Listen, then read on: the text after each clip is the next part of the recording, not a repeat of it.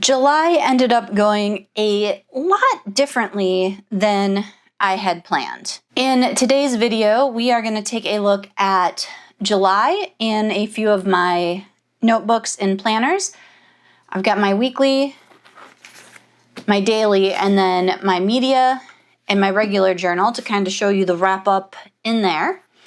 So let's start with my main weekly planner. If I can find July. And clearly, I have some work to do. I need to finish my July overview. And I thought I was going to use this page to plan out goals. I clearly did nothing. This is the monthly overview, and I clearly did not come back because I did actually do that task, but pretty much how all of my monthly overviews go, I set them up. I might look at them once or twice and never again throughout the month.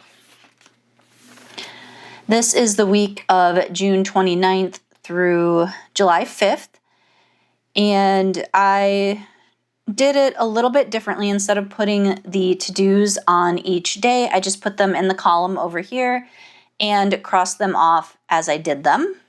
Well, most of them. This one I did a week later, but I know I definitely did. I did pay my bills. And this is the first full week in July. This week I had a lot on my mind. My dog had her tooth removed on, I believe, on the 1st. So I had a follow-up appointment on the 6th. And my brain has just been very full lately, so I wanted a lot of white space. And I didn't even end up putting in my workouts there. I didn't even do my workouts. It has been so hot that I've just been skipping them. The week of July 13th, I tried something a little different, tried to use a few more stickers.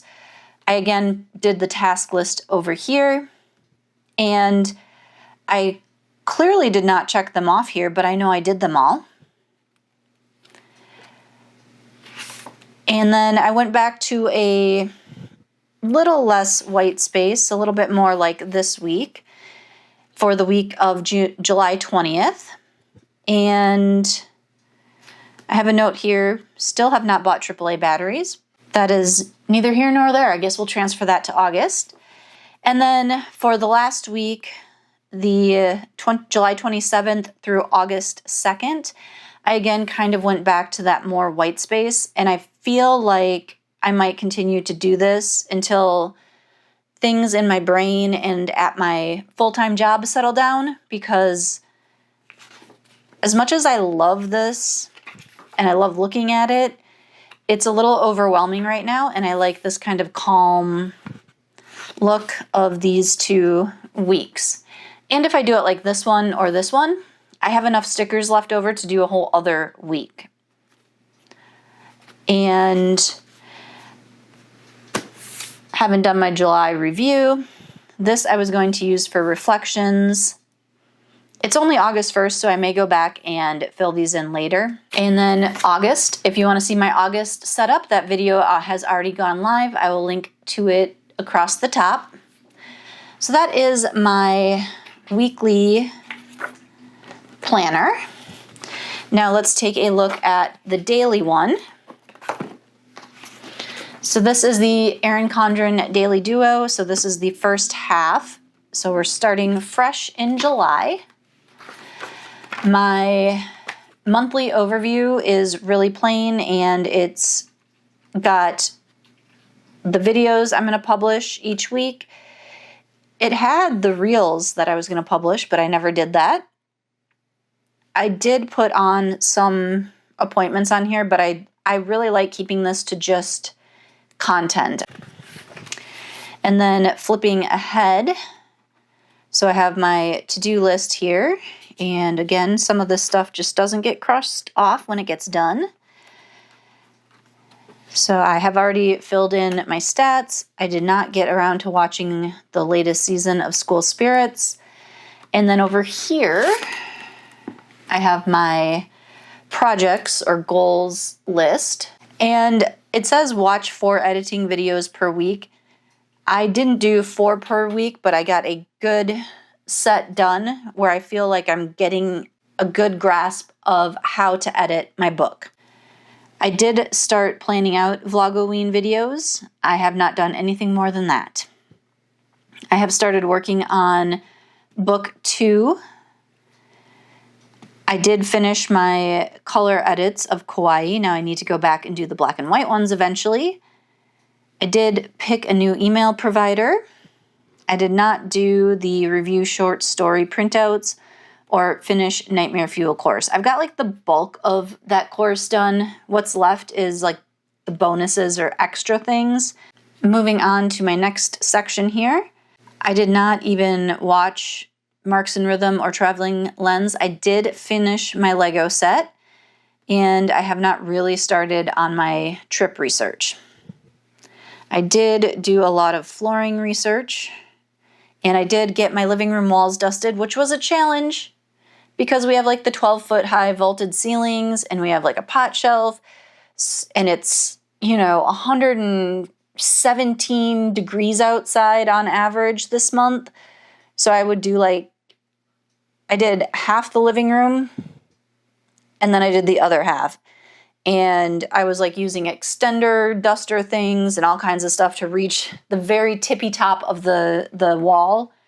Yeah, that's a pain in the butt. That is everything for the July goals. And then we move into the daily pages, which you're going to see some days where there's a lot going on, and other days there's nothing. And sometimes I get everything I want done. Other days I don't get anything done. So we'll just do a flip through. I thought I would use this page as a weekly reflection, and I ended up not doing that. I've not really been doing a lot of reflection outside of my personal journal. This page at the start of each week, I've been going through by goals and putting out what I hope to accomplish that week for like smaller tasks to complete that goal. Over here, I thought I was going to make notes of what's going on during the week and then maybe do task blocks over here. I didn't do that. I don't really need the notes for the week because I always have it open to the week in my Hemlock and Oak, and my Daily Duo sits right next to it. So I'm looking at both at the same time. And then let's see. Again, just a mix of I got some things done. I decided not to do some things. I moved some things around different days. Again, plan out my week there, and then go through each individual day and put things in there that I hope to accomplish that day. And you'll see different, like here, office. I didn't even put anything on these days because I was going to be in the office training a new employee. So I knew I wasn't going to have time to do anything on my lunch break. So nothing got input. Same with this. Nothing got inputted because I knew I wasn't really going to have time. And after work, I probably would be too tired to really focus on anything. And then normal stuff over here. The weekends, of course, I always try to do more, like film this video. And then I tried something different for this week, so the week of July 27th. Instead of writing the goals out over here, I put them on the actual like checklist part of it. So we can say I did that one. And I finished that. I did not do anything with Vlogoween or Book 2. I watched part of my Save the Cat class. I have the second half to watch yet. Hopefully I can get that done today. And I did not do any of those. I still have time. I am filming this on a Saturday. Still have time. And you can see different days. I have different things going on. I didn't get as much done on Wednesday because my dog ended up having her surgery. And that is the end of the month, and we'll take a quick look at the 31st in here, because this is the last day of July. It was Friday, I worked from home, still didn't get anything done after work because I had to take care of my dog. That is July in the Daily Duo. Now we'll take a look at my July wrap-up in my personal planner. I always try to get a weather like average, high, and low. So for this month, what I found was the average high was about 117. I think that's wrong. I've used different sites. One site will have it for 1 month, and then the next month that site won't have it again. I don't know. But the low, I definitely believe that. Our overnight lows have been in the low to mid 90s, and it's been miserable. I didn't have a favorite recipe we tried this month. It was pretty basic stuff we did this month, just like meat and vegetables, because my brain is fried and I just do not have the capacity to try new recipes or look up recipes. I did put here, July was a more boring month. We didn't have a lot of events. I think we had one Diamondbacks game, and then with all of the stuff with my dog, it's just been a different month. So I put here that I finished my 101 Dalmatian Lego set. For Fave Adventure, I put colonoscopy, ? Like, I guess that's an adventure. Would I say it's my fave? Probably not.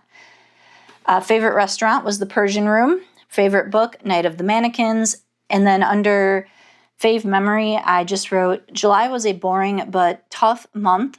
I don't really have a fave memory. I was mostly taking care of doggo. So that is my July overview in my journal. And then I updated my reading media journal. So we'll flip back. This is let me zoom out a little bit, my reading challenge tracker and my audiobook tracker. So my goal is to read 52 books a year and have 12 of those be audiobooks, so one audiobook a month. For July, I only read 2 books. My capacity to read right now is very low. I'm hoping to get that back in August and get back on a good roll, because I feel like I'm having a really good reading year. Like the first half felt really good and solid. So I want to build that back up and keep that momentum going through the year. And then this is my favorite book of the month, and I do that whichever one has the highest average star rating. So I have a system, a fiction and a nonfiction way that I go through, give 1 through 5 in 5 different areas. Then I divide that total by 5 to get a final star rating. For Storygraph Goodreads, I obviously round it. For my fave book of the month, I go by the actual total. We're not in Kansas anymore. Total.